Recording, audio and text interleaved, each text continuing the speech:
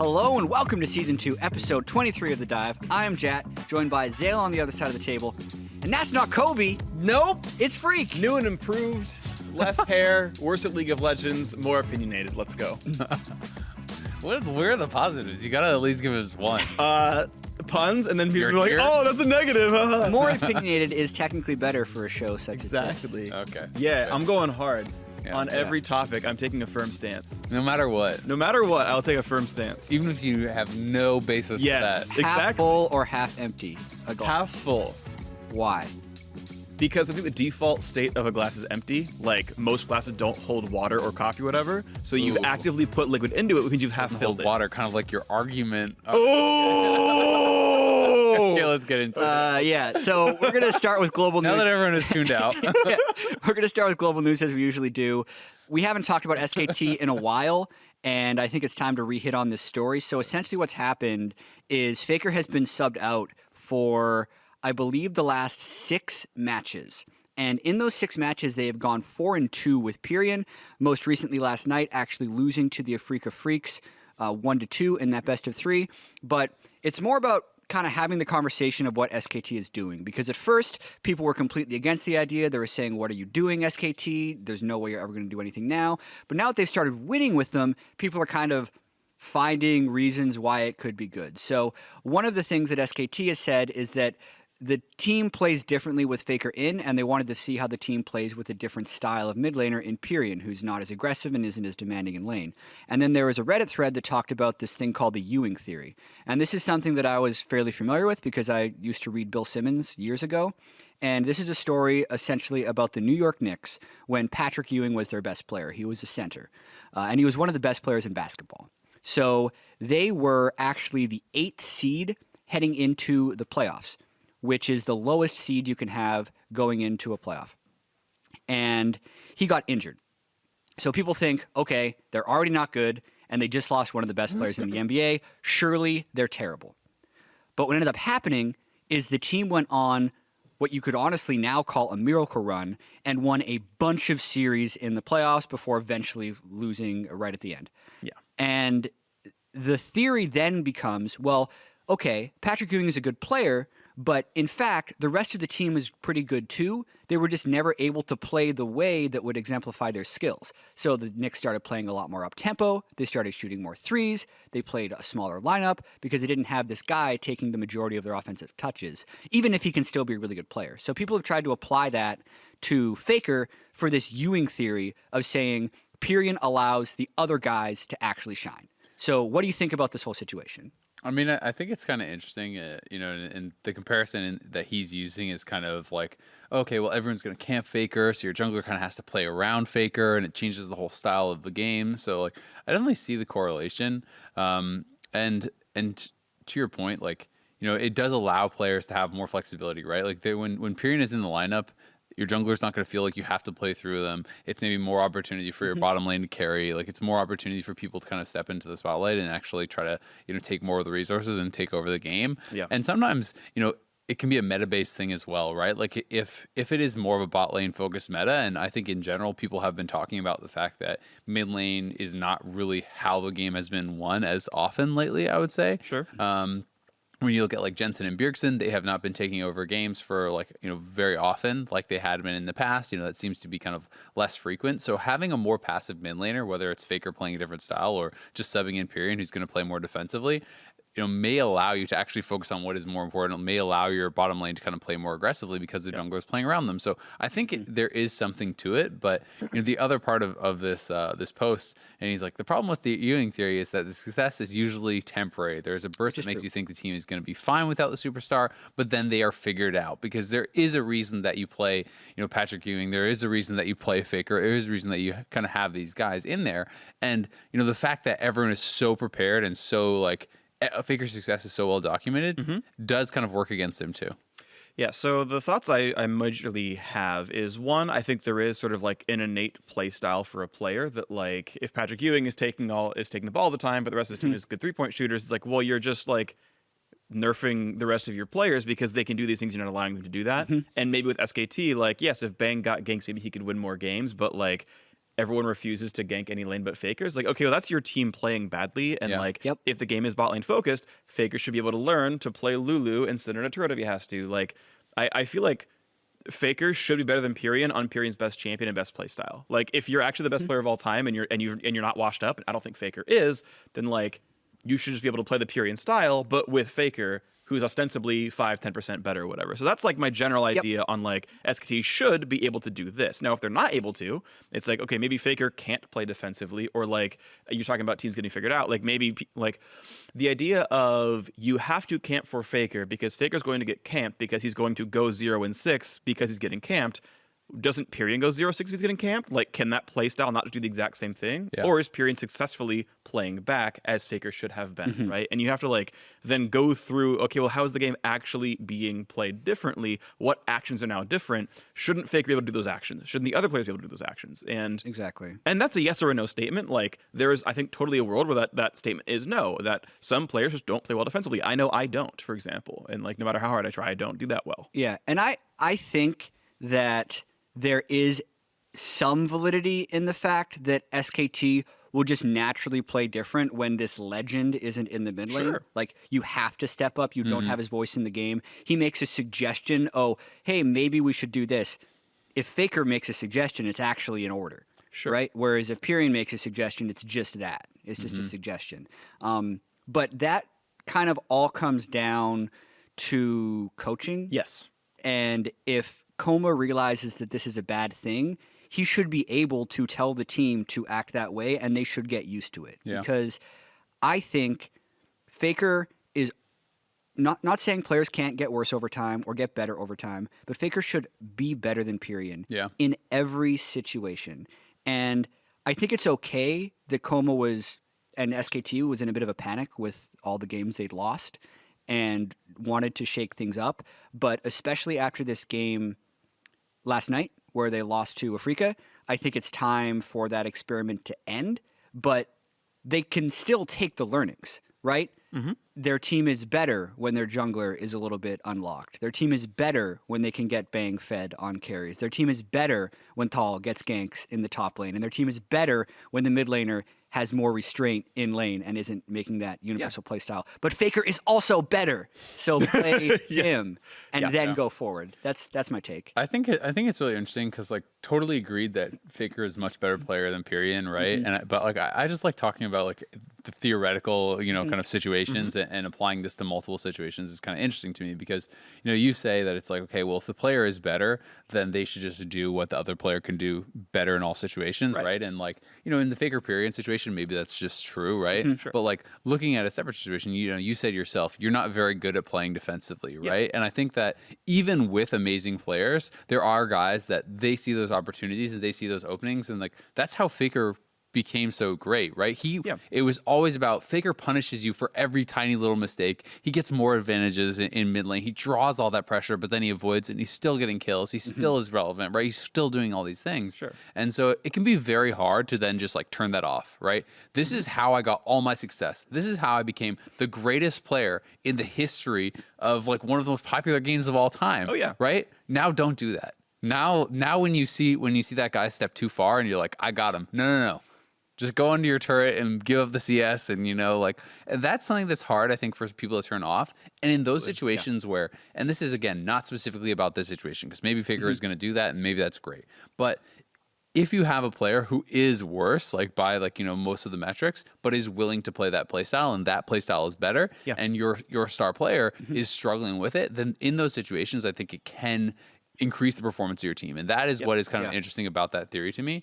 But it's all dependent on play style and mindset, because there's so many times where I talk to a coach or I talk to a player or I talk to whatever, and I'm like, well, why don't you just do this, right? And they're like, oh, well, they don't want to, right? And it's like, or they don't think they should, or why did you fight there? Oh, well, because I thought I could outplay it. You know what I mean? It's just those things that are like kind of built into you, that it's not necessarily something where it's like you went through the whole scenario and like laid it all out and they're like, yep, this is the correct decision. It's just you saw it and you did it. Well, here's a scenario then, kind of jumping off that, and I'm asking this question to you, Phreak, is going back to the Ewing analogy. Okay. He's a 7 foot tall, 260 pound player who is clearly not going to be as fast as a smaller player, right? In basketball, you actually have these archetypes that can't change. Like Patrick Ewing is never going to be able to be a perimeter player who shoots threes and gets back on defense super quickly. He's going to be a post player who slows down the tempo of the game and shoots a lot.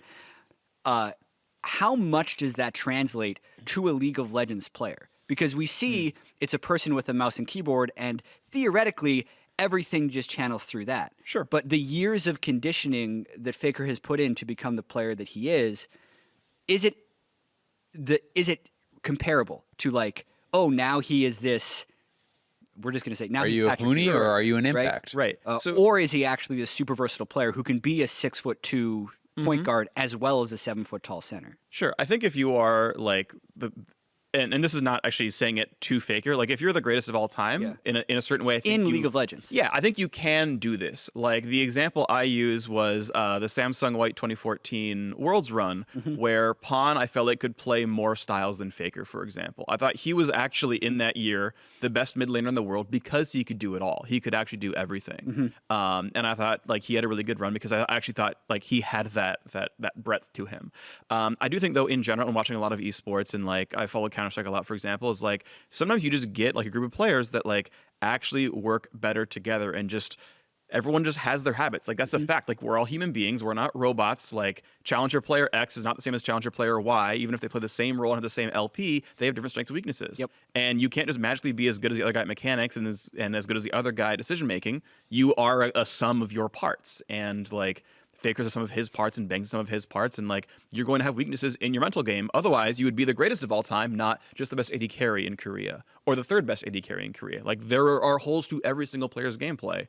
That's just a fact because we're human. Yeah, and taking this into account, people move over to the North American LCS and see another team with a historically strong mid laner struggling. The team is TSM and the player is Bjergsen, and they've now gone through a lot of different junglers on TSM, from Grig to Mike Young, and it goes back like Amazing, Santorin. There's been a ton of them, and people are saying, hey, if Faker was the, quote, problem on this team of pretty good players in SKT that wasn't working, why doesn't TSM do the same thing with Bjergsen? Hanser's a really good top laner. Mithy and Sven have been great in the bot lane. What should TSM just sub out Bjergsen? Let's discuss that theory and what you think about it. So first of all, I'd say no. I mean, I don't think that like, I don't think that it's a Bjergsen problem personally. I feel like it's a systemic problem or like an organizational problem or a coaching problem, whatever you want to say. And you know, then the argument maybe can be made that hey, Bjergsen is the one causing that, and that's something that I just don't have insight into. So like, I can't really comment on. But to me, if like my interpretation of what Reddit thinks and like what community thinks is that TSM is not aggressive enough. They don't have any playmakers, so they kind of sit back and they just like slowly lose, right? That is my impression of how people look at that team, and somewhat similar to how I look at the team at times too.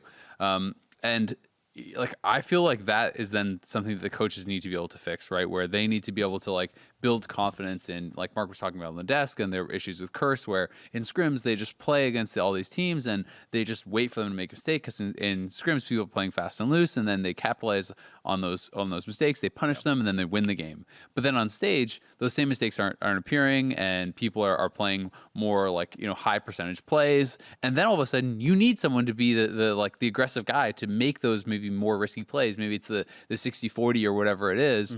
Those are the plays you have to be going for, and that's something that your coach needs to then retrain your team for. And that's what I feel like TSM needs. Whether it should be Greg, whether it should be Hanser, whether it should be Mithy, I don't think it matters, but I do think you need that guy, and I think that the team needs to then go through that kind of relearning phase, rebuilding phase of maybe they lose a lot more scrims, maybe they lose more on stage, but you have to build that up because you can't just play 100% plays in League of Legends because they don't exist. Yeah, and also to go back to the other analogy about strengths and weaknesses, if TSM's weakness is playing too passively, is your substitute for Bjergsen going to work towards fixing that? Yeah. And the idea of SKT, if we're going to take the assumption that that is a decent experiment, Faker was too aggressive. They needed someone a little bit more passive so the other people could be more aggressive. TSM Golden Glue. I mean, it's too late now, but like you think about mid laners that are like LCS ready. Like Golden Glue's had a better summer split than Bjergsen. I'd be willing to suggest in his that, two games. He played more than 2 games. He played some bot lane and some mid. I could have Okay, because he 4. played I think the it whole was like 4 Keith games. group. I'll at look least. it All right, you're I'll right. look it Like up. he It's solo like 6 killed some guy. Like I think he took out on Fevin or something. Like Yeah. I think he legitimately has had a good like several group of games. And if you really need an aggressive player, I think Golden Glue is like, well, he's a resident, which you need because your entire bot lane's European. Not that Bjergsen's not, but he's a resident. I mean, that would be like the out of the box solution. Like, look, 6 he's ready, games. Sure. right? 6 games, 1 and 5. Sure, because I mean, Cloud9 those were lost all like their Keith, games, yeah. et cetera. But and and Sven's going to keep throwing shade. Don't worry, that's fine. But keep going. I mean, Opinions. That's all we have. anyway, yeah. The point is, I agree, right? And it's Yeah. funny because TSM has had a habit of shaping their players into passive ones, like Santorin and Mike Young and all these other junglers they've had. Like Yeah. TSM, like, no, you're going to be a ward. You're going to be a KDA king. It's a and you're gonna Nidalee die Lee 0 Sin guy, times. but now he's playing Sejuani every Yeah, game. well, he's playing Nidalee Lee Sin, but not ganking, right? Like that's what's happening. And now they have Greg, who actually like plays more of that style, like sort of natively. So they've even like pulled more of that out of the team, and like weirdly, it's now the worst they've ever been, even though he actually fits that style more perfectly. Like Yeah. he's used to the more passive style ever so slightly. Yeah, and I mean, there's also a chance that he is too deferential to what Bjergsen wants.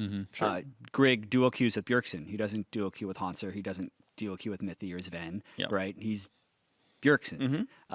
And that could be bad, but I also just don't think that taking out Bjergsen and putting in a Blaze Olive fixes TSM's issues. Even if Bjergsen is partially to blame for the passivity, Yeah. it's not the same situation, so I don't think TSM should even consider subbing up Bjergsen at this juncture. That's my opinion on it. At the end of the day, the org has to fix it. And if it's Bjergsen that's saying, no, don't gank. No, don't go for that play, then they need to drill that out of him. But he still has they still have a higher chance to win with this guy. He's the best player that's ever been in the North American LCS, I think. Like, most successful. Do you think he still is of the split though? Like I know he has Not been, this like, his split, ceiling no. is there. No, but I mean, has Faker been the best mid laner in career, right? It's like it's the parallel, right? I still think that Bjergsen is capable of that level. Do I think that Bjergsen is washed up? No. Do I think that Faker is washed up? No. Yeah. I don't. And I think that the team is not doing well, and it can be, whoever's fault it is. I think that Bjergsen with the right pieces around him, or Bjergsen with a team that is playing the proper way,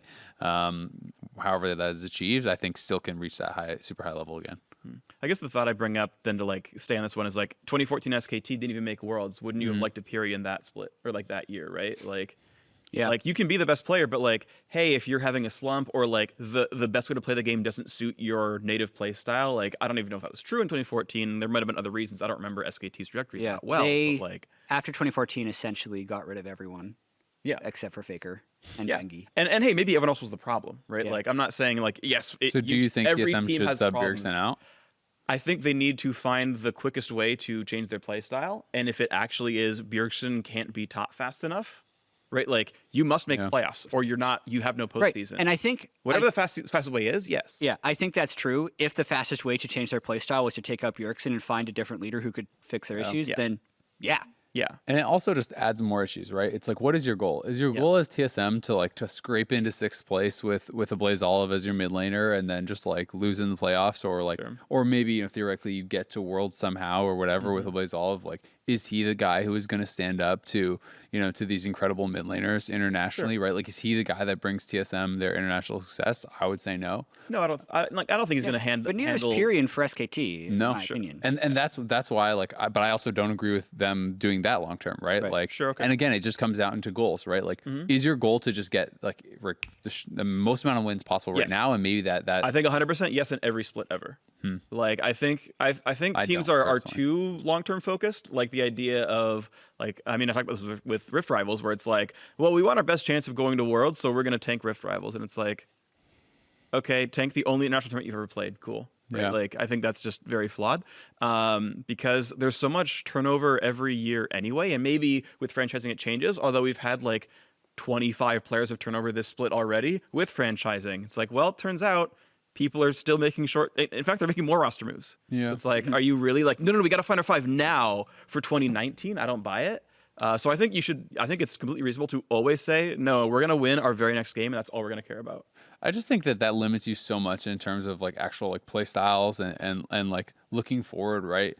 If you're always trying to win just the game in front of you and you never look any further than that, then I think like the best strategy is almost always play what you're already comfortable with and like don't ever branch out, like, because in the short term, you usually do not get enough return on like putting that 50 games in on Aatrox to learn that or whatever, right? I think it depends on the situation completely. I think right now, with TSM sitting at 5-7, tied for 6th, they absolutely have to win every game because there's 6 better left. than 8. Otherwise, they don't go to Worlds. But for Echo Fox or TL or Hunter Thieves, who are 8-4 or 7-5, they can be a little bit more long-term focused. Yeah, that's fair. Yeah, I guess I should temper it somewhat. I agree that if you have room to go, then you have room to say, okay, let's look a little bit farther. But you still don't know what the game's going to look like in 4 months, whatever, right? Like the world's meta could be entirely different. Like you think about last year where like there were almost no changes. Turns out Ardent Sensor was what you should have been playing the entire year and you never figured it out. And it's like, okay, but then someone showed you Ardent Sensor, so like you had to change anyway. Even if you were looking forward, no one saw it, even if they were looking forward. So I feel like there's so much to always be discovered in a game of the 140 something champions that like you can try to place your bet 6 months down the line, but like you're probably going to be wrong. So why look more than a patch ahead? All right. One more thing we want to talk about as far as global news is there was a Piglet interview with Inven. We talk about Piglet also because he has SKT connections all the way back to 2013. He's basically been in NA for 3.5 years, but he actually is a Korean import who had been playing the majority of the split in Academy, and he got the call up to LCS this last week. Lost both games, even though they had difficult opponents. But it was a very interesting interview because Piglet is always very blunt with all of his opinions, whether or not we agree with it. Among the things that he talked about was that he thought the game was basically over when they had chunked out Zyra Khan to low health at level 1. That was before Vulcan took 2 turret shots as Tom Kenshin died. Then he says, well, then it was lost. He had some interesting thoughts on jungle. He had some interesting thoughts on whether or not Korea is playing the game the right way. He actually thinks laners play too passive, and he is kind of playing the right way. What were your thoughts on this Piglet interview? You can find it on Reddit. It's an Inven interview if you want to read it yourself, but we're going to talk about some of the main points. I just find it entertaining to read the Piglet interviews because he is blunt, right? But it's also like, to me, like my opinion on Piglet is very different than like Piglet's opinion on Piglet, right? And I think that's probably true of a lot of people. Like when I read this, I get the sense that he still thinks he is the very best, right? I get the sense that, again, like you talking about like, is Korea playing right or who's kind of doing it right?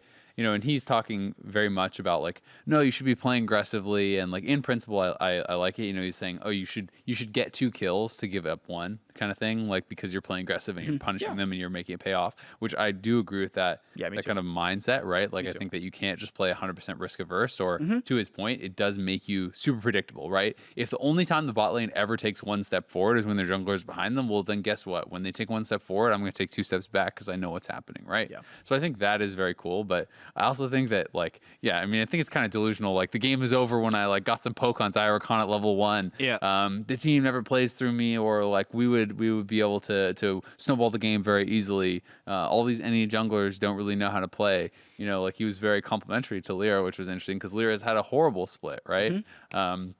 I also think it's kind of interesting, like his thoughts on solo queue, because Tim, he says he's never very interested in climbing in solo queue. And he referenced the fact that he was Diamond 1 when he won his world championship. He says he's been Diamond 1 in North America. I don't know what his current rating is right now. But I'll find out. Like either way, he says he has been. I don't know if that means he is. But it's one of those things where it's like, Korean players always have the reputation of like they're the grinders, right? Like you finish the scrims, and the Koreans, like you talk to any of the North American players and they're always talking about the Korean import on their team is playing more than everyone. They're like always in there for more solo queue. They're always trying to climb the ladder. That's like the work ethic. You listen to interviews from Impact, they talk about it's a mindset thing. It's like people don't work hard enough, etc. And to hear Piglet say that he doesn't actually think that solo queue really matters that much, and isn't really linked to your prowess in professional play was kind of interesting to me, because that even though he is a grinder. Like I know when I talked to Mark, Piglet played more solo queue than anyone else on the team and worked harder. He just doesn't think he just needs didn't to climb. He felt like he didn't need to climb. That's Two thoughts on that real quick, actually. So one, I actually wish people use solo queue more to practice and test the waters. I think plenty of players do this a little bit. Like I looked at Doublelift's match history recently, and like he had some Vayne games, some Draven games. He played some mages. Like he actually kind of played a fair bit of variety out there. And I think he's starting to learn Quinn as well, seeing Sneaky play it. And I think that's like what you should be doing is like, hey, this champion seems good. Let me get reps on it, feel comfortable. Maybe I'll bring it in scrims, in the day or two. I think it's really, really smart. I think also like for a lot of the Korean imports, like it can be really lonely. Like You know, sometimes you maybe don't feel comfortable speaking English. Sometimes maybe you're the only Korean player on your team. In you know, Piglet's case, at least Lyra is like another Korean speaker on his team, but like that can be really tough. You're in a foreign country, even if you've been here for several years. Like that can still just feel a little alienating. You're like, well, but the language I do speak is League of Legends, and like I can feel comfortable and at home playing League for 5 hours. Like that could very well be part of it. And I don't know. I don't talk to these guys very much, but like I can see that just being sort of more comfortable.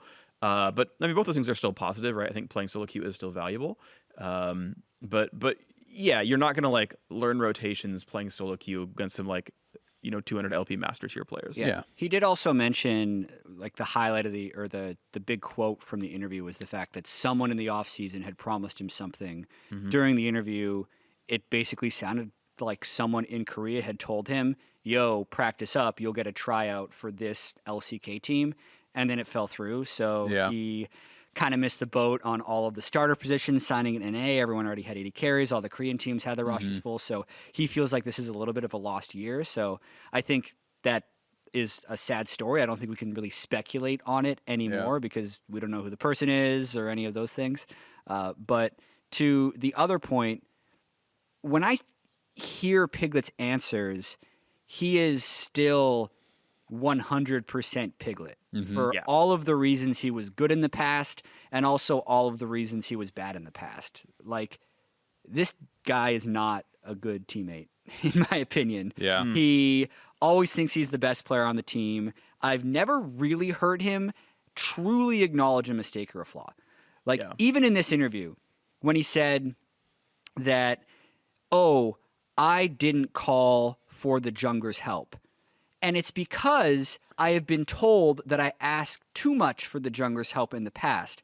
He didn't say that, "Oh, I actually asked too much in the past and that was detrimental." No. In the past, he had the right idea, but his teammates couldn't handle being told the correct thing. Yeah. Right? It would be so frustrating to be on a team with him, in my opinion. Reading this as his teammate, I mean, like, He blamed his support yesterday's 100%. Yep. He blamed his jungle 100%. Exactly. He says, like, the opponent, Zyra Khan, had only half their health at level 1. I thought the game was already over at that point. They can't beat us in that situation. However, Volka was saving his flash and died. If he used it properly, Zai and Tom Kench would have exchanged flashes, so we would have the initiative, but the game went wrong after he died. You know, it's like... And that statement is fine because Vulcan completely misplayed, but it's just a series of those things where he never says... Like, for instance, in the game where he was playing on Ezreal, where he was 40 minutes in and he ran face-checked through fog, chasing a kill, and died to 4 people. Whose fault was that? Yeah.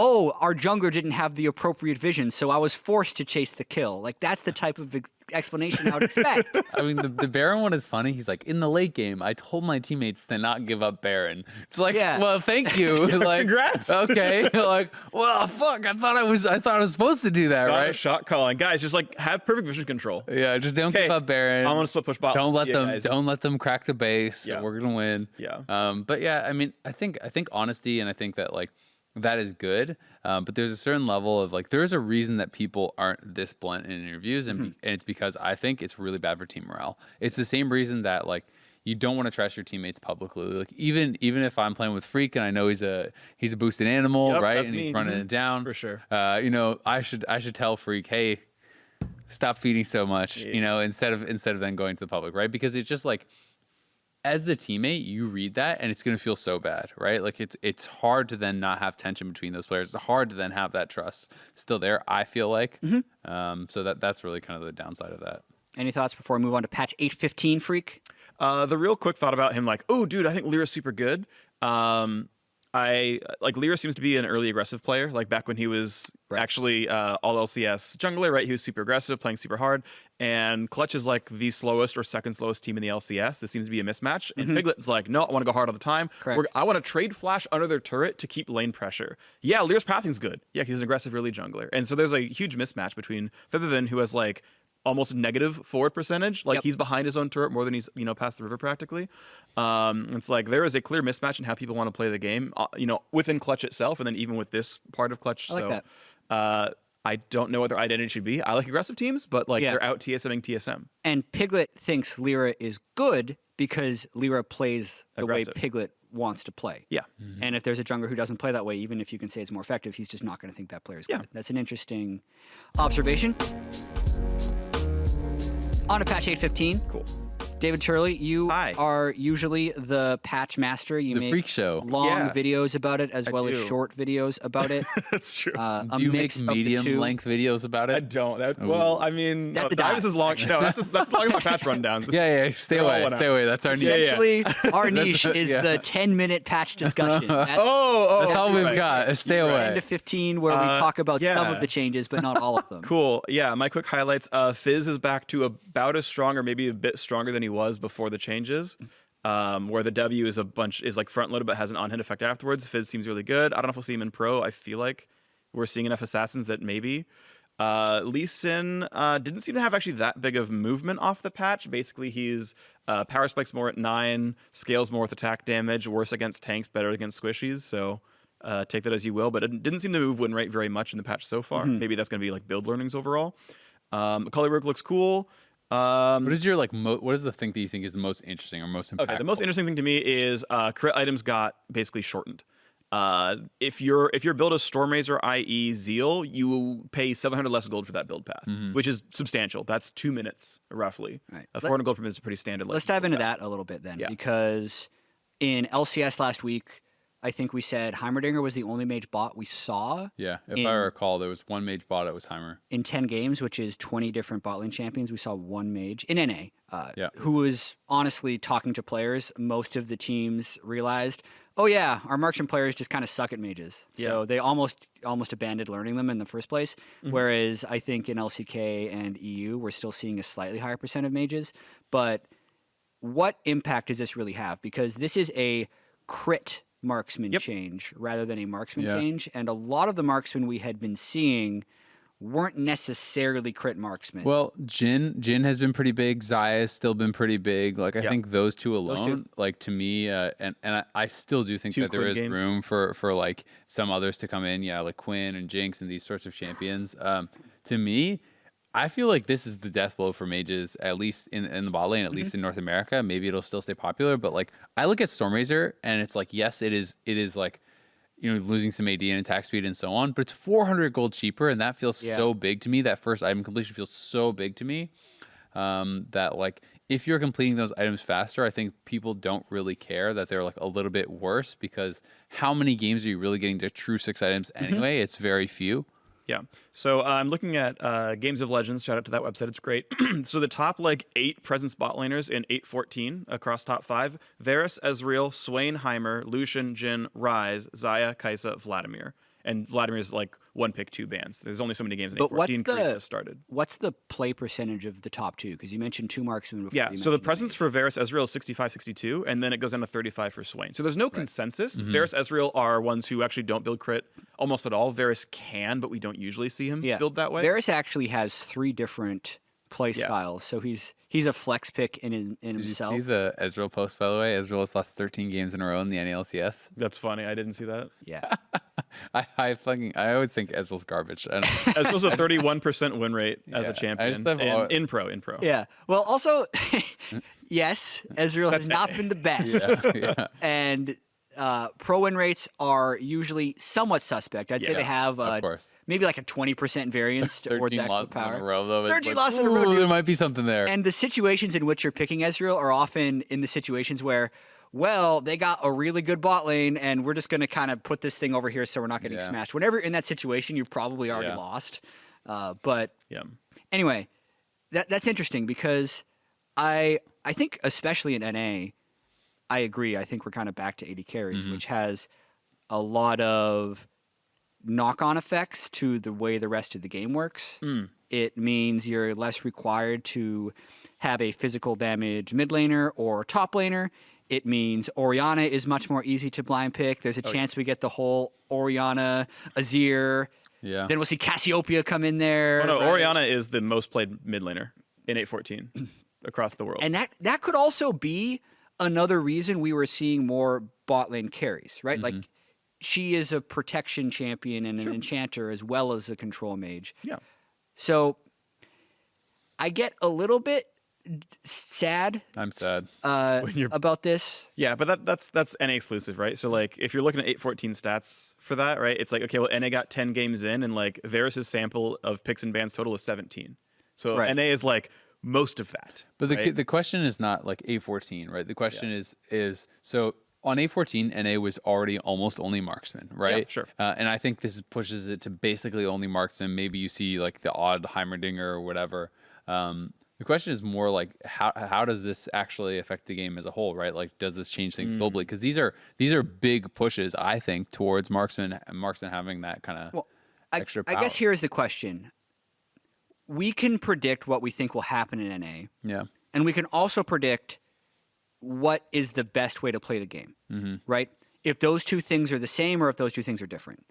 Do you have thoughts on that? Like, I think that if Swain isn't changed, if Vladimir isn't changed, if Fiddleheimer isn't changed, those are still viable, playable bot lanes. Yeah.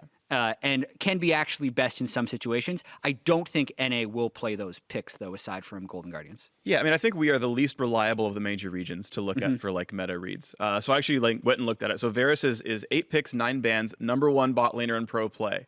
Half his picks and half his bans are in NA. Right. He's 4 picks, 4 bans in NA. So if NA just like didn't have Varus, okay, now he's actually like the #6 bot laner, right? He's #1 only because of our region, by the way, weakest region. Right. So like, I mean, we already Take that got back. I Rule beat it. Smash World. First Phreak. of all, how dare you? First of all, totally accurate based on historical evidence. You know, so I mean, I don't know. I'm always like pretty quick to malign players for like not doing things correctly because I think whatever, it's hard to do things correctly, but like we're clearly super hard on Varus right now as a region, and that's like biasing worldwide stats. Be like, oh yes, the #1 champion's Varus. Well, #1 in NA, and he's like there and everywhere else. So I don't know. I think mages are clearly still viable, right? I think it's clearly still fine. I don't even think funneling's dead, but people think it is. Like, I don't know how much people have tried to funnel. Maybe it actually is. You have to funnel completely differently. You can't do the old funnel, but the idea of 2 smites gold sharing, and then if you have Monster Hunter, you are now the jungler, and if you don't have Monster Hunter, you are the laner until you complete your jungle item, in which case all bets are off. Yeah, maybe that would be like the new way of funneling. Yeah, and I wonder, like maybe by Worlds, we figure that out overall. But I mean, you and I'm down if you want to go practice that, dude. I'm down. Experiment for it sure. after. Every week he's trying to recruit people. He's gonna play a moo. I love your 5 pick. Let's do something weird stuff. I'm totally down, chat. Yeah. So yeah, I mean, my general read though is I think we know NA doesn't have a very good grasp on things like. Huni tried to play Renekton into Aatrox twice because he played the matchup once or whatever. But it's like you can look online and see that Fiora is the best matchup. Turns out Optic did that, and hey, Dokla won 2 games split pushing, right? Like the team that actually innovated and did things that were smart was like in 9th place and then went 2-0. Like it's not that hard to like actually innovate in ways that are like actually backed up by data, but not every team does this. It's funny, and I know it is innovation for pro play, but it's always funny to me because it's like a lot of times I see people online and it's like, wow, what a revolutionary pick of this Fiora and Yorick, and I'm like, these are two it's the best matchup into that, and then it's like. I think Gangplank versus Yorick is maybe the second best or second worst matchup rather for Gangplank. It's like, these are just solo queue win rate things, right? It's like, it's not that hard to figure out. They didn't have to like go into the shop and, come up with a great plan that you just go on Lolalytics and you just sort by counters and you're like, oh, okay, I guess I got this. Which is very weird that like teams have analysts then don't do this kind of stuff. I'm actually looking it up right now and it's like, Gangplank, quick, everyone pop quiz. Gangplank solo queue win rate into Yorick is what?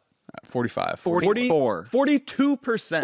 There are not 58% win rate champions in League of Legends. It's actually obnoxious. Yeah. Right? I will also say though that like I agree with you. Thanks. Different in pro But play, of course. to couch the statement a little bit, there like for instance, Gangplank recently in pro has become a lane bully. And that's because people are taking either Kleptomancy or Grasp, but then they're specifically taking Corrupting Potion, Time Warp Tonic, and Biscuits. And they just run at you, and they press Q, and then they auto-attack you. And because they have like 85 potions that have bonus effectiveness, they actually push you out of lane and then get rich. So like Gangplank into Mundo, Gangplank into a lot of other matchups is now a lane bully. It's not necessarily true against Yorick, and Yorick has his own set of styles. We're actually planning a segment on Countdown that I'm going to spoil a little bit here about solo queue picks and maybe why we're seeing more of them in pro and why we didn't see them in pro in the past. And this is pro play always has roles and responsibilities for each position. Yeah. There was a long time that nothing was a viable jungle in pro unless he had an escape, because it was so incredibly important to be able to get a ward in enemy territory or check vision and then get out. That's why Sejuani was one of the first tanks that could be played in the jungle, because you just save your Q. If they see you, you jump out. Rek'Sai, they see you, you dash out. Lee Sin, you ward jump out. You right? repel Elise, out. you repel out. Yeah. All those things were true. So a jungler had to be so overloaded like Xin Zhao if you ever wanted to see him in pro, because well, he's got an in but not an out. And Skarner is similar. Right? Exactly. So a pick like Yorick, who literally can't team fight, he can be as strong as you want in these 1v1s, but unless he's last hit enough minions with his Q to get his ghouls out so he can actually do maximum damage and he can get his main out in the side lane, he is the most extreme version of a split pusher. Yeah. That the rest of your team needs to redecide the way they want to play the game in order to see this pick, which is why I think there's a large barrier for solo queue picks to be seen in pro. Same thing with Quinn, same thing with Yorick. I do think that this split, because there has been more experimentation with Mage's bot and people have kind of unlocked their role understanding of the game, we're more likely to see those picks. But I think that's why we haven't seen Yorick as a counter to the GP until recently. I think Yorick is also like you said, the most extreme version, right? But I also think that there's lots of picks that are like more plug and play. You know what I mean? It's like, is Kled, Aurelia, or Camille? Well, not exactly, but like, can it kind of fit in the same group? Well, kind of, right? You know, like, so it's like, well, it turns out you can kind of actually just play this mid or top or whatever, and it's probably fine, but maybe has some better matchups. So I think that there is, you know, more opportunities where like, you know, there's champions that aren't popular in pro, but you know, even Worlds last year, where people said Caitlyn couldn't work, right? Caitlyn has been in pro so many times, but people just because it was Ardent Sensor meta, and it's like, no, you have to play hyperscaling, you have to play for late game, right? Like people just like kind of write a lot of these things off. But anyway, the other thing I want to talk about a bit for A15 was actually the support item cost changes. I actually think it's pretty big. So essentially just supports are going to start with one less potion. My immediate assumption when I read that is, oh my God, mage supports are back. Like, you know, like when you think about the Braum and the Tom Kench and the Alistar and these guys, for them, it's about withstanding the poke and then being able to, when your jungler comes or whatever, you pull off the all-in. So to me, this makes Brand, Zyra, like Karma, you know, all these sorts of like pokey champions, even like Velka support and these sorts of things, so much better because you just have 150 less health essentially to work with in lane thanks to that potion. Like that makes it so much easier to hit that threshold where they're then forced to take a bad base or forced to like, you know, get poked off the turret or maybe even just dove or whatever. So I think that like despite, you know, whether there's going to be big swings in win rates, probably not, because I feel like looking this at stuff Zara online, it's like not anywhere. Exactly. Like I feel like usually this stuff doesn't show up that much in solo queue because people do not execute on advantages as much, and there's just too many other mistakes. In pro, I feel like that should really bump up the priority of poke bot, and that's something that I'm going to be interested to see if that kind of comes through. Yeah, I actually totally agree with that. The other way that I can see that going is the supports just take biscuit delivery. Yeah, right. Sure. And you obviously lose that because you're not able to take another rune. But I have a side theory that biscuit delivery is actually a little bit OP in pro because everything's about uptime and staying in lane, and that's why we see teleports.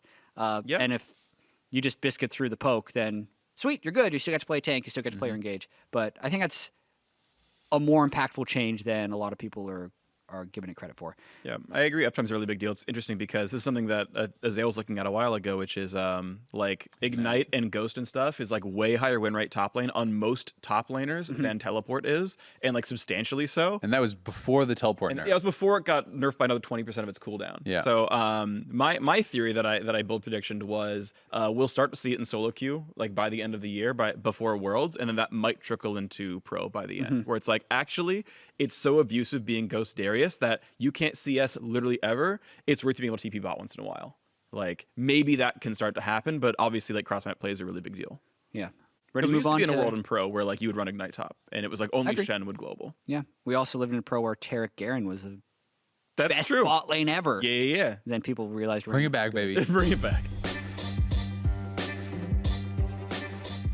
Time to move on to North American LCS. We've had a year's worth of parity, and every game feels like an upset. Yet finally, we have an 8-4 team against another 8-4 team, the two teams that are in first, playing each other right off the bat to give us a clear first place team. Team Liquid's 8-4, 100 Thieves 8-4. They met in the finals last year. They're first place again. Who will win? I lost the energy on the end there, but it's still an 100 exciting Thieves point. will win. All right. I told you I'd go What do you for think about the matchup? strong statements.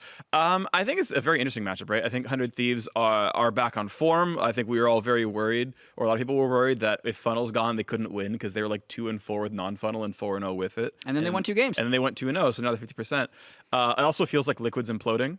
But they won 2 games last week. They did, but they're going to keep imploding, and it's going to get worse. Okay.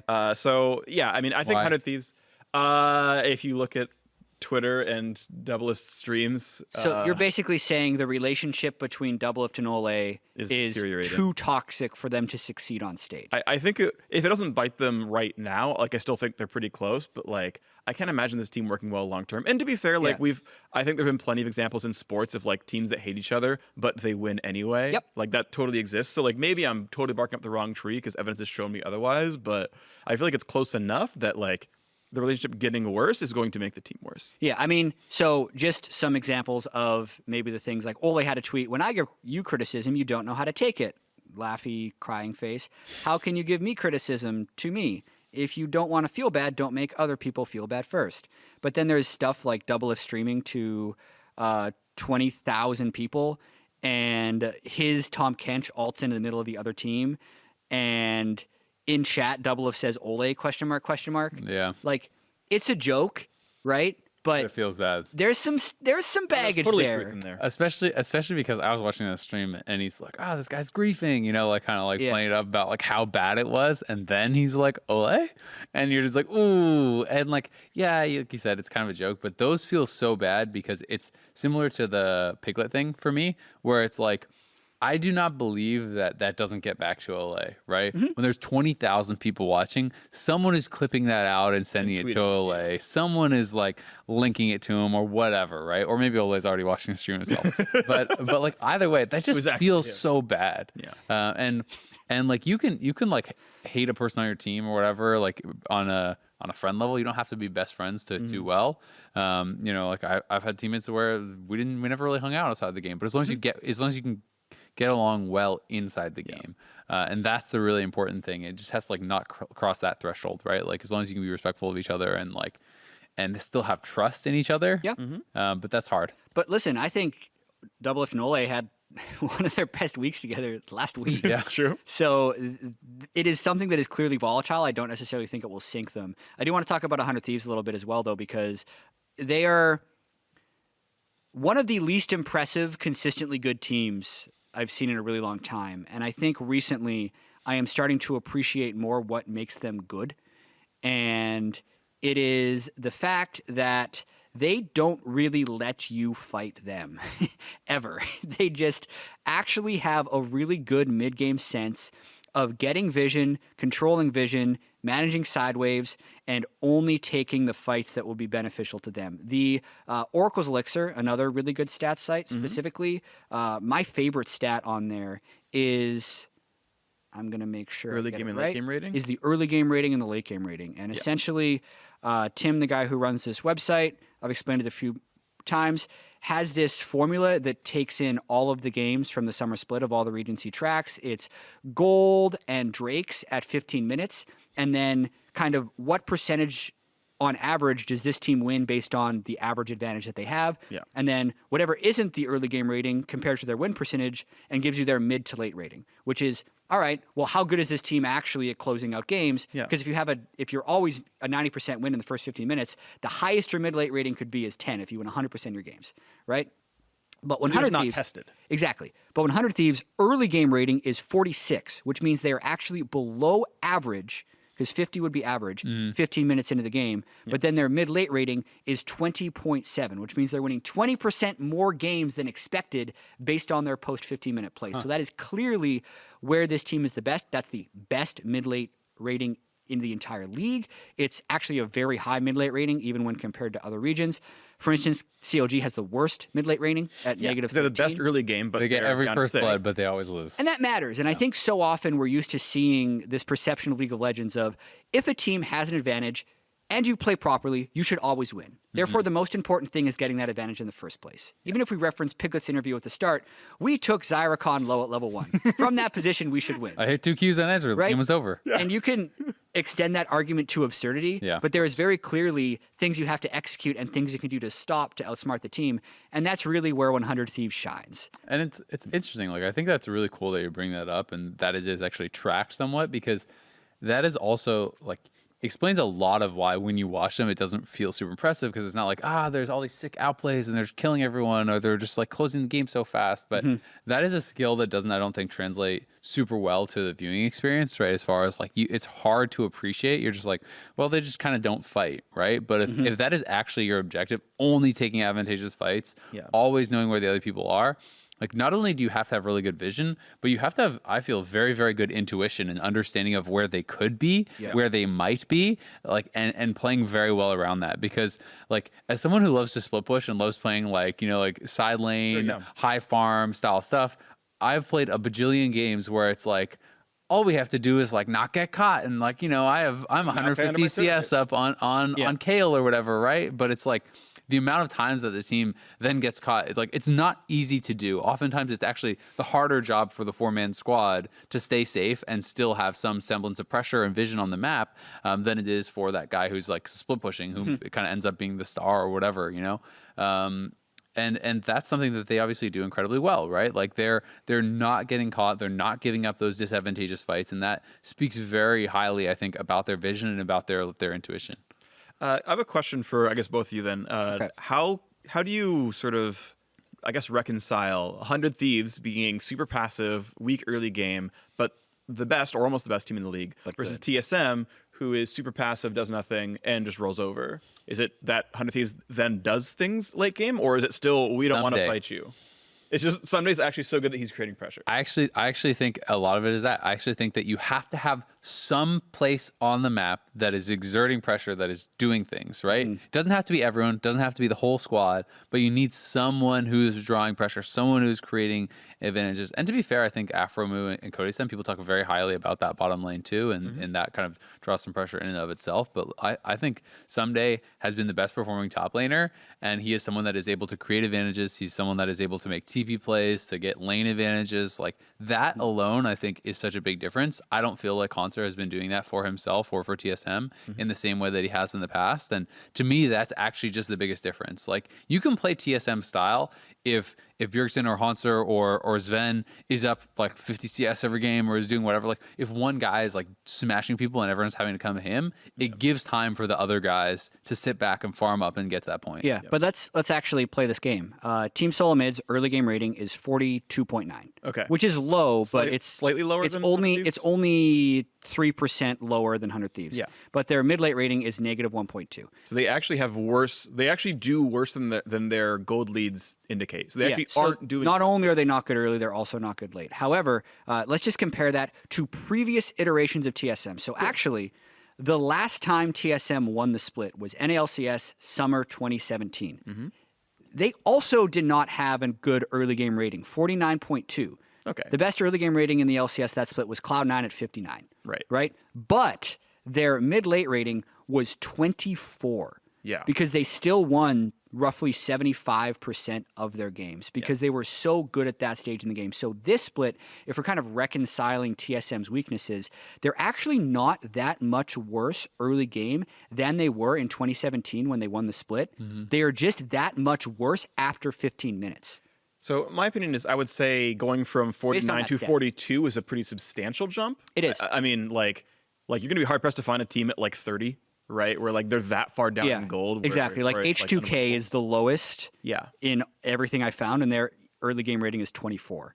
Okay, yeah, but that's like literally 0-14, like actually like flaming garbage. One of the But that worst also just teams in means all professional that also just play. means though, in like on average, in 24% of their 25% games, chance to teams win. can win. Yeah. Right, and they just haven't done it ever. And they're also minus 25 in late game because Exactly. they aren't. And because they never won. as soon as you started talking about that, I was super curious because I always think back 2016 TSM summer when I got that felt one. They had an yeah. so I'm looking at it right now. they had an insane early game. 73.3 early game rating, and then their mid late game rating is also 12, which means 12 Yeah. above that. That So, early game rating was the highest of all teams in all regions. Yeah, that's what I figured. And if we talk about people's perception of what makes a good team, like that's why that TSM team was so hyped. Because typically speaking, when I've tracked this, like whatever your early game rating is how good people think you are. Yeah.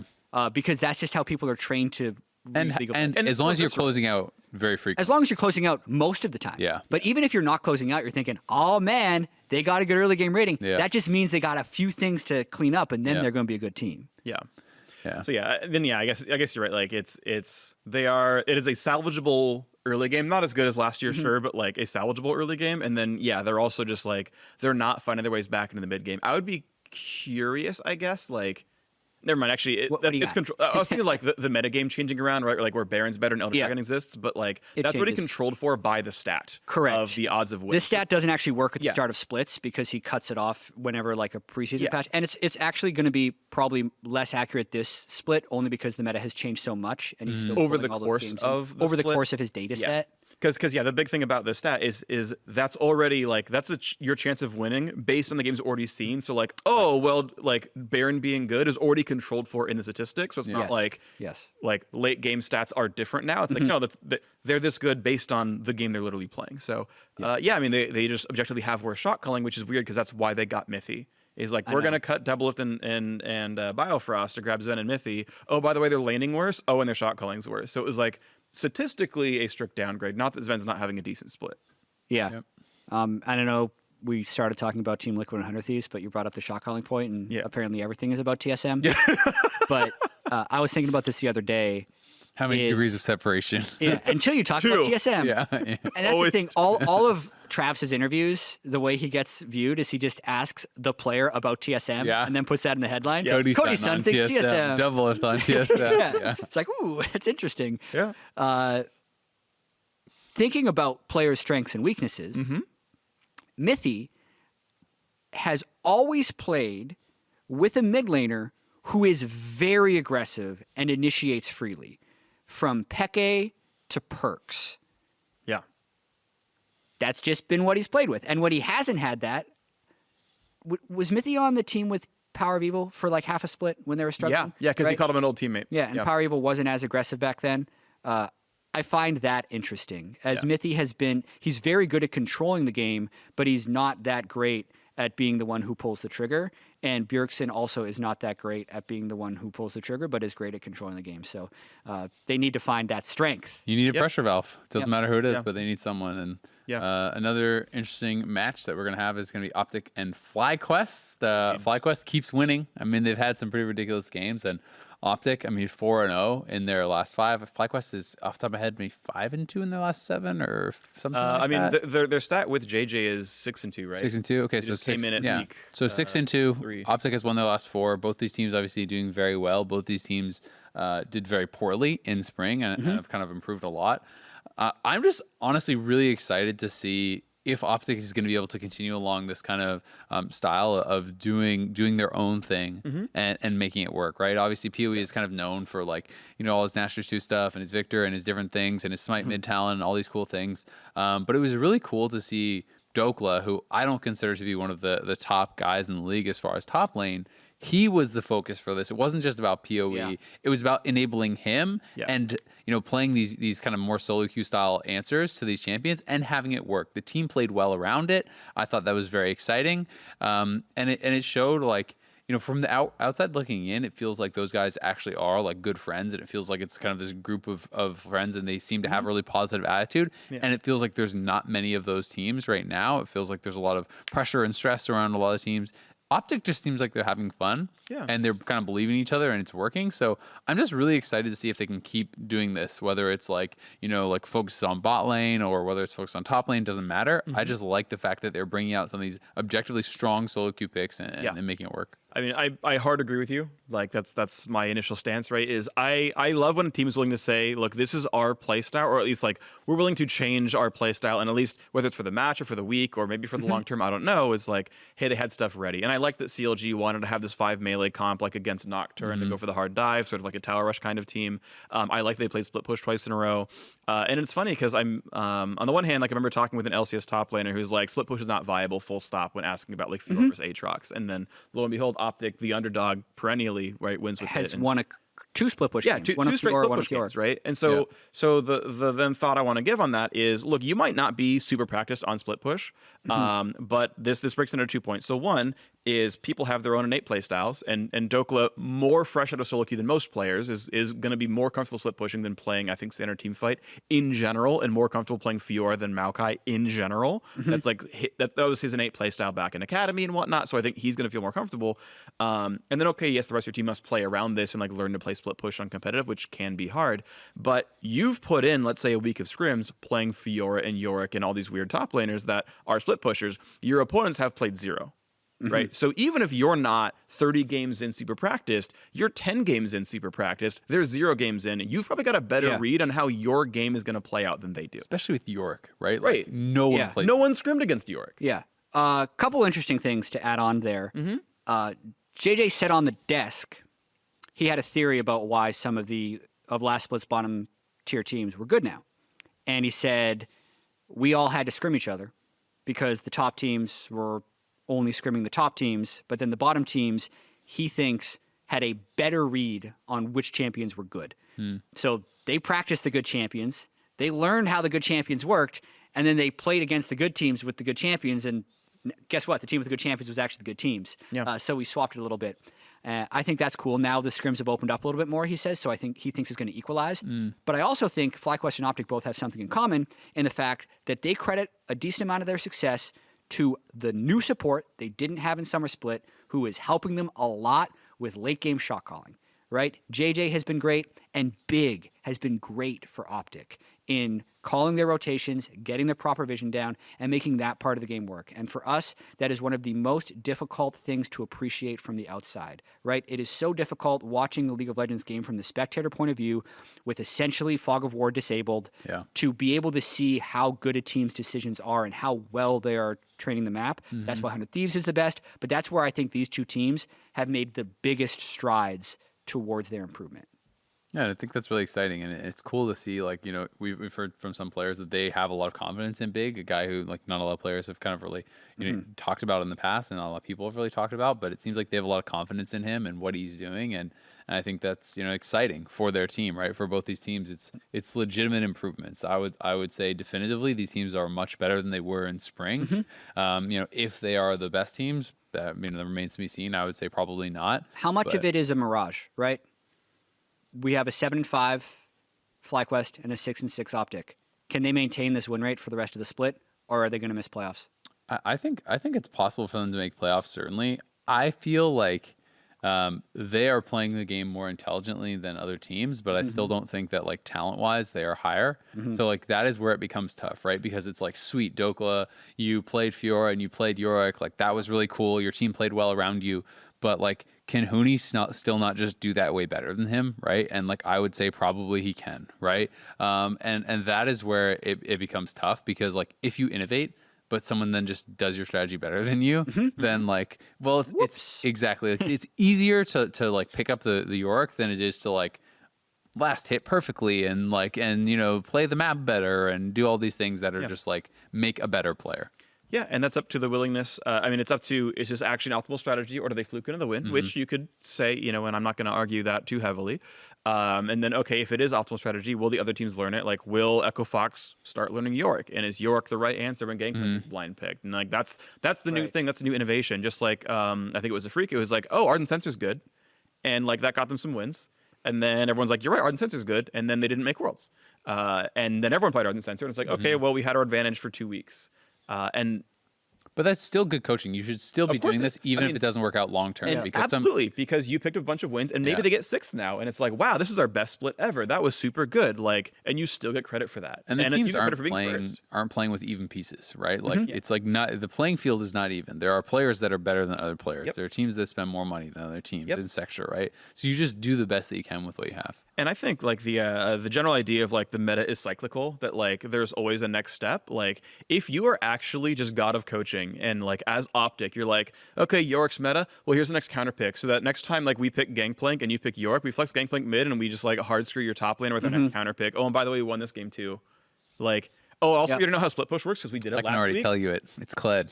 There you go, right? CLG knew. Yeah, he matches the split push and then he team fights. Yay! And he's really good at starting it, right? And it's like, but also they had the head start. They've got their Yeah. extra week of scrims of knowing what split push looks like. So like, I think it is inconsistent but possible to stay ahead of the meta at all times. You have to then read if your opponent's going to keep up with you or not. But like, It's true. I think that's doable.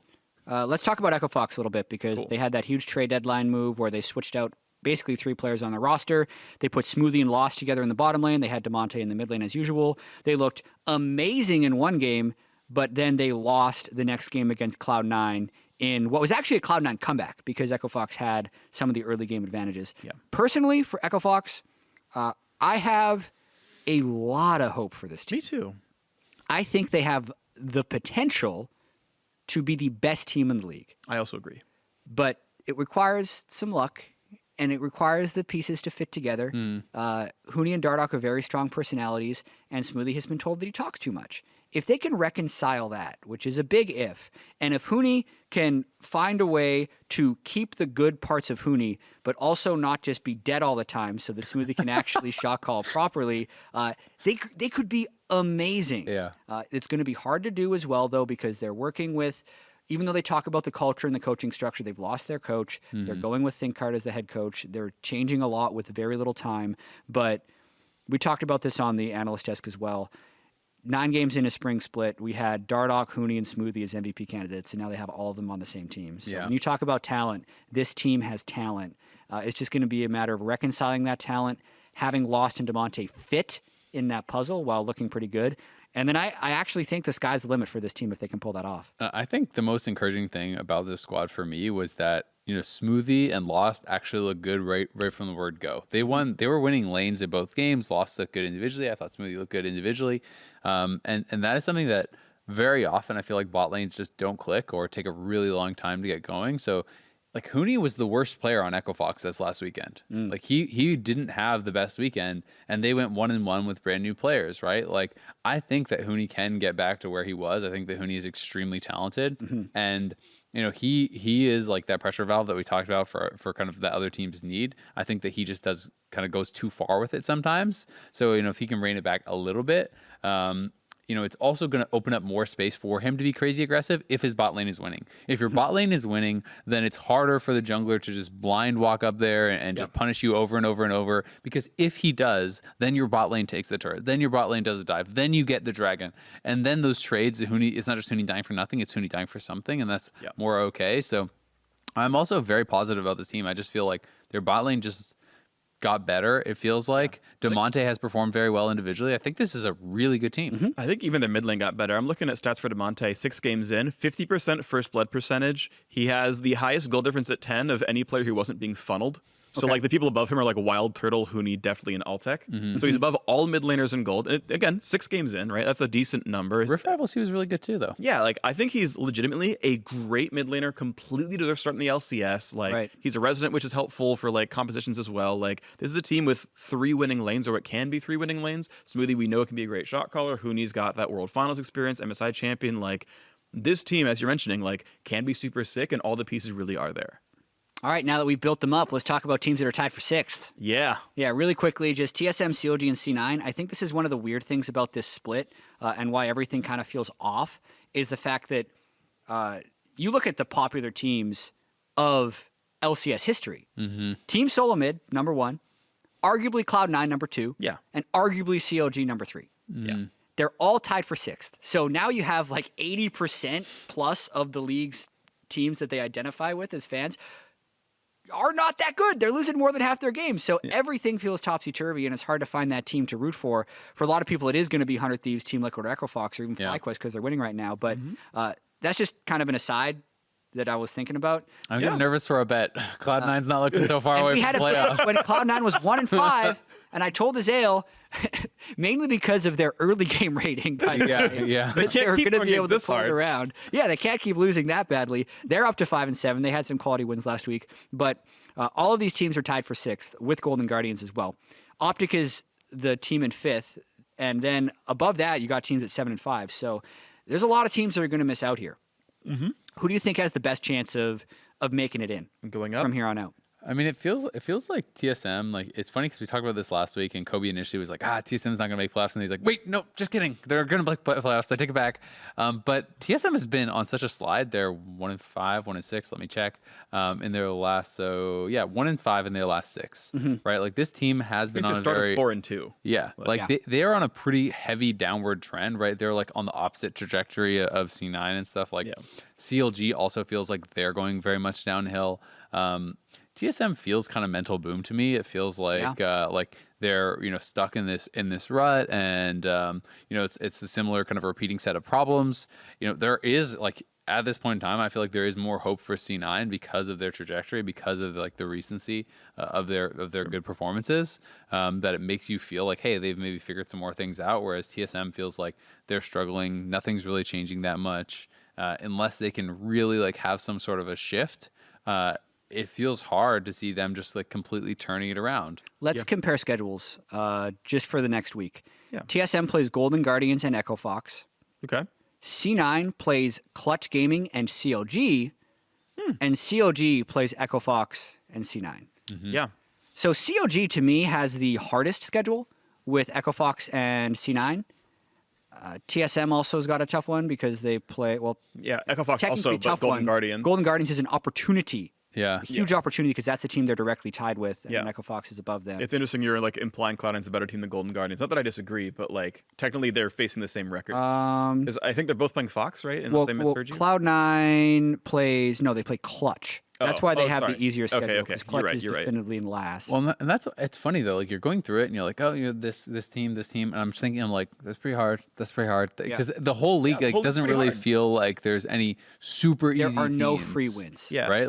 I'm just trying to think through my head, and I'm just because I'm looking at TSM, and I'm just looking at who have they already played? Who have they still yet to play? But everyone has a lot of wins. Everyone is pretty close, right? Even though you still because it's so drilled into us, TSM makes every finals. TSM always makes worlds. TSM is one of the top teams, right? It's always there in your head. You still think, oh, well, maybe they could kind of get it back or scrape in or whatever. But there's no easy wins. They're sitting in 6th. Certainly they can do it, but just as likely they could not. This does not feel like an inevitable improvement for TSM as it has sometimes in the past when they've had a slow start. You're like, yeah, okay, well, it's a slow start, but they're getting better every week. They're really learning. Individually, they're still amazing. Bjergsen hasn't had amazing individual performances, I feel like, besides maybe the Talon game or something. Haunter has looked pretty average. Their bot lane, I think Sven has looked good individually, but their bot lane as a whole has looked pretty average. Yeah. Phreak is kind of just there. It doesn't feel like this is an amazing team, and unless they can change something, easy enough for TSM to miss playoffs. Yeah, and Bjergsen actually is one of the slightly more positive parts of TSM. Looking at laning stats, he's positive in all the metrics.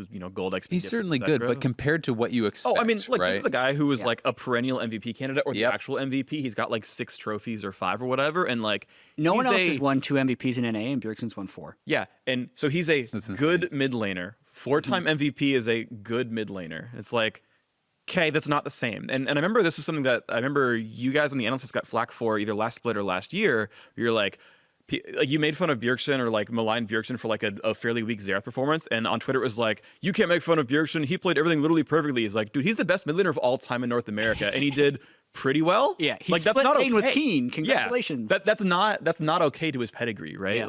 Yeah. So yeah, and that's part of why TSM won, right? Let's make sure we're aware of that. Is Bjergsen was the actual sickest mid laner ever. Now he's a slightly above average mid laner. TSM will be worse if your star player is no longer the actual best. Yeah, and a bunch of other reasons. I want to Sure, talk of about COG as well, because we talked about TSM a whole bunch. We keep coming back to that. Yeah. Done talking about TSM. They're not very good. At the end, we'll see what happens next week with them. But COG is also on a 4-game losing streak. Right after everyone was super happy because they were 5-3, they wake up and they're 5-7. And a lot of the same problems from Spring Split are kind of happening again. They have some random deaths everywhere. They don't look that cohesive as a team. I think it's going to be difficult for them to reconcile that, especially because last split, their solution was giving Biofrost the keys. And now that they've done that, and that has kind of had its run of success and then fallen back to not being successful, I think they're in, again, some very real trouble. And they're up against Echo Fox, who that's going to be a big gut check because Echo Fox is still figuring out whether or not that roster is all going to coexist. And then they play C9, who looks like they're finally getting it together. So this, to me, is the make or break week for COG. If they can make it, then everything is going to have motivation for the rest of the split. They just beat two good teams. They're kind of back on track. But if they go to a 6-game losing streak, I think it's over for them. It feels to me like CLG is like, the opposite of what happened with Optic, where they both brought out these pretty cool like ideas or whatever, and like one worked really well and one really didn't, right? Like the Kled funnel, I can see the idea there. It obviously failed pretty spectacularly. The Renekton mid as a counter, I think that makes a lot of sense. Didn't work out, right? So it's kind of interesting because it's kind of two sides of the same coin, right? Like it is things that like maybe would be really good in solo queue, but it doesn't always work out, right? And it's important to also remember that it's like, at the end of the day, it's a percentages game, right? Like you talked about the GP versus Yorick thing, 58%, and that's like an astounding win rate for a champion, right? And you still lose 4 out of 10. Exactly, right? Like, and slightly more than that, and that is something that you have to remember. So even if this strategy is sound, and I don't really think the Kled one maybe was, but it's not always going to work out, and there is some element of like randomness or whatever in each game too. But CLG again, it's like, it always feels like, I feel like mentality of the team is so important, and maintaining faith in each other. And it feels like so much with some of these teams, it starts to feel like they were so happy before. Like when you talk to Huhi, when he was on NA LCS tonight, and some of these guys, like all their interviews feel so confident.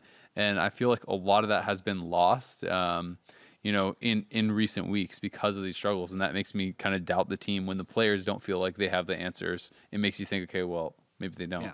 Final thoughts, Phreak, before I go to Twitter? I'm looking at the Optic wins, and they were against TSM, Cloud9, CLG, Guardians, so they beat all the 6th place teams, which, hey, that's their main competition. And they also got the there. 3 most popular teams in the history of North America. Well, sure, but it's to sort of give context to like the Optic wins were good, but they were against wins that are teams that are now low in standings. And teams that are negative in win rate anyway. Correct. Right? That like even if they beat Optic, they would still be 50-50 at best. Whereas like the CLG losses, 100 Thieves and Team Liquid are 2 of those 4. The actual 2 best teams in the league. True. And again, some of those are because they won and lost those games. It makes sense. But like schedule is a thing.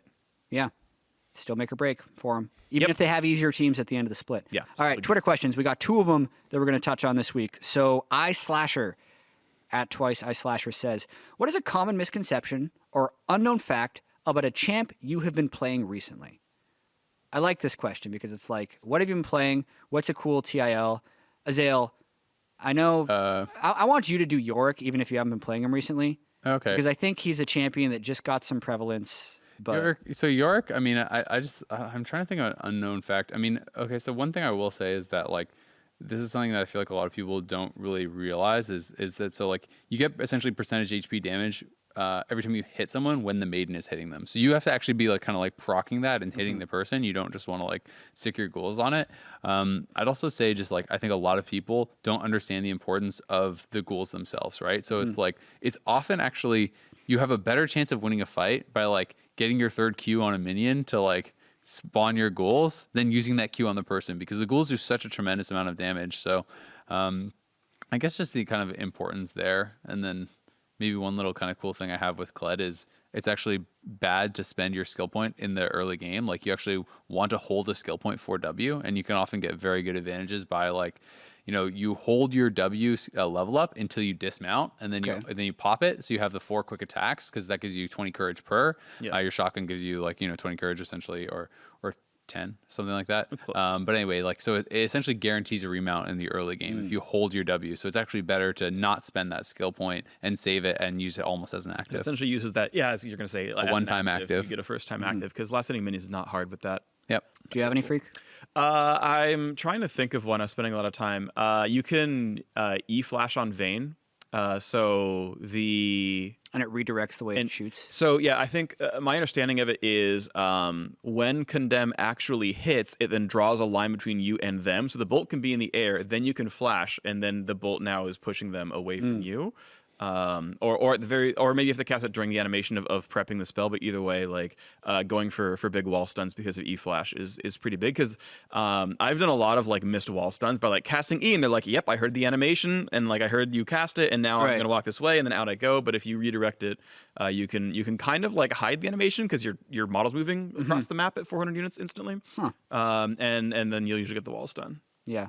I'm just, because I'm a one-trick, I'm going to give you an Udyr thing. Hell yeah. It's not unknown or a misconception, but it's just something I see very few people do. If you're going to start Tiger, press Q when you're on the base, because then your first attack is going to apply Tiger, the dot, and then you're going to be able to press it again right away with full mana and with the cooldown up to essentially get 2 Tigers on your first camp. And also, if you want to clear with more health in the jungle, be clever with your turtle stance and keep track of where your stances are. So let's say you're a Tiger Udyr and it says a 2, which means essentially you'd have to hit twice more in order to get the dot. You should actually press turtle stance to get the shield, and then depending on how low you are, actually get your first auto for the % health heal, or then switch to your Tiger to get the damage from your Tiger right away.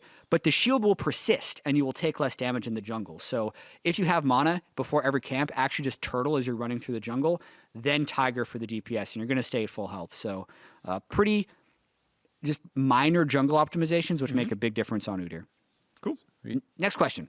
At Cryptosis, let's say that FlyQuest and a Phreak of Phreaks qualify for Worlds and go up against each other. As a play-by-play caster, Phreak, I want your answer. How would the casters go about casting Keen and Keen in the same game? A Phreak of Phreaks Keen is K-I-N, and then FlyQuest Keen is K-E-A-N-E. Yeah. How do you not make that extremely confusing for viewers? Hey, I got a better one on top of this one, and it's more likely. Sven and Sven. Sven Skaren and Sven? No. Team Liquid bring their sub top laner and go up against Griffin. So Viper Goes up against Viper. Yeah. One has, and they're spelled one has a 1 instead of an I, and the other has an I. okay, right? fine. Because you actually can't have a name that is spelled exactly the same Okay, fair. as someone else in the pro player Yeah. database. I mean, either way, it's like, ooh, this is going to be really difficult. You probably, my first guess is I would call them Champion name. Exactly. By champion name, once you're in a context where it's not obvious anymore. Like, hey, here's Team Liquid's roster, and it's like, we're going to say his real name. No, we're going to call him Viper. But yeah, I'd be like, hey, here's FlyQuest with their mid laner Keen. And then like, okay, well, I'm really excited to see what Keen can do this game. No, I'm really excited to see what Oriana can do this game. Yeah. Right? Although And you would have some fun. Be like, and Keen takes down Keen! Yeah, whoa! Yeah, I mean, of course you would, right? At least, of course, I would. At least they're not in the same lane. Yeah, that helps. Good thing lane swamps aren't there. That'd be exciting. But yeah, I mean that's kind of the goal, right? Is you would immediately try to remove confusion by going champion name. And Phreak would make lots of puns. Of course I would, but that happens no matter What's a pun with Keen and Keen? Oh no, they're just keen to do stuff. what. Yeah, I mean, but like, Yeah. I mean. Ooh.